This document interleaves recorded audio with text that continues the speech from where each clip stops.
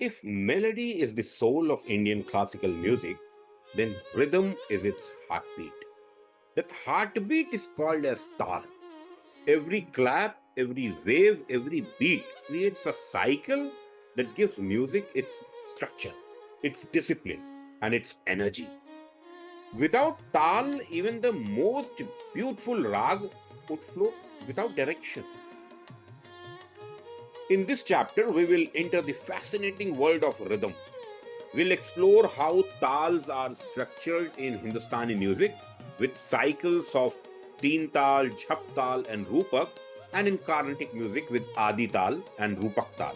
We will meet the instruments that bring these rhythms alive, the Tabla, Mridangam, Pakhawaj, and most importantly, we'll see how rhyme isn't just a background, but a dialogue, that drives improvisation.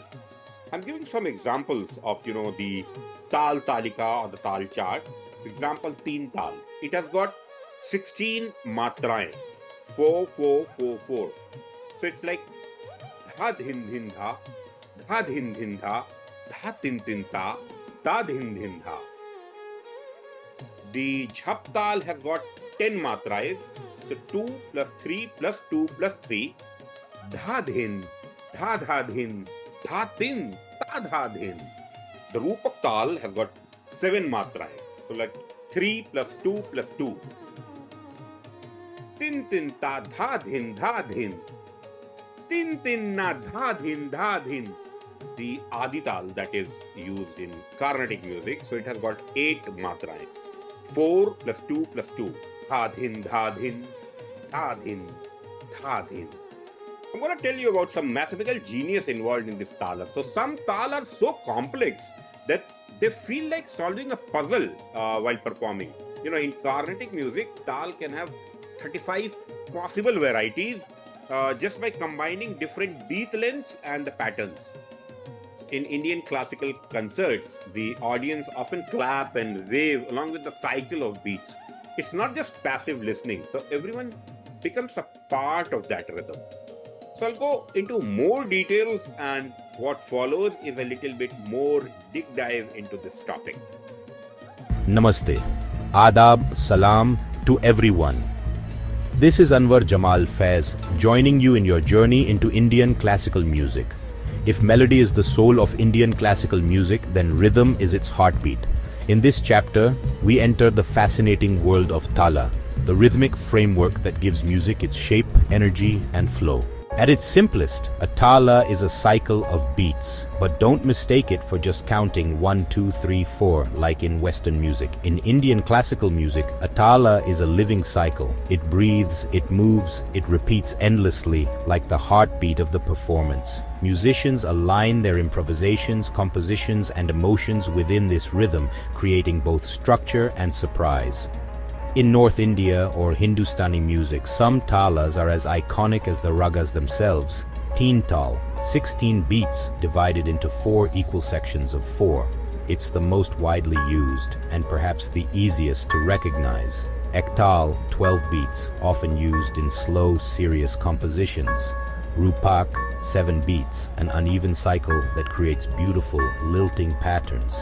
Jhaptal, 10 beats, divided 2-3-2-3 with a sense of swing and unpredictability. Imagine a tabla player keeping the cycle going while the singer or instrumentalist explores their raga freely, always returning to the rhythmic anchor. In the South, Carnatic music has its own rich system of rhythm called talam. 2 of the most famous are Adi Tala, an 8-beat cycle, the backbone of many compositions. Rupaka Tala, 3 beats, simple yet elegant, but Carnatic rhythm is not just about the number of beats. It's about incredible complexity. Artists use techniques like korvai and kanaku to create breathtaking rhythmic fireworks. If Hindustani tala feels like a flowing river, Carnatic talam often feels like a dazzling mathematical puzzle. And who are the guardians of this rhythm? The percussionists. In Hindustani music, it's the tabla, with its 2 drums, one for bass, one for treble, capable of both thunder and whisper. In Carnatic, it's the Mridangam, a double-headed drum that can mirror the vocalist's improvisations with incredible subtlety. And before the tabla rose to fame, there was the Pakhawaj, the deep, resonant barrel drum that still carries the weight of ancient Drupad music. Each instrument doesn't just keep time, it converses, challenges, and inspires the main artist. This is where the magic happens. Rhythm in Indian classical music is not a background, it's a dialogue. The vocalist may stretch a phrase, the sitarist may delay a note, and the tabla player will catch them right at the end of the cycle with a thunderous psalm. The first beat of the Tala, the audience erupts because everyone feels that perfect landing together. In Carnatic concerts, the Mridangam artist may perform a solo, building complex rhythmic layers, only to resolve them precisely back into the cycle. This interplay of freedom and discipline is what makes rhythm in Indian music so thrilling. It's not rigid, it's alive.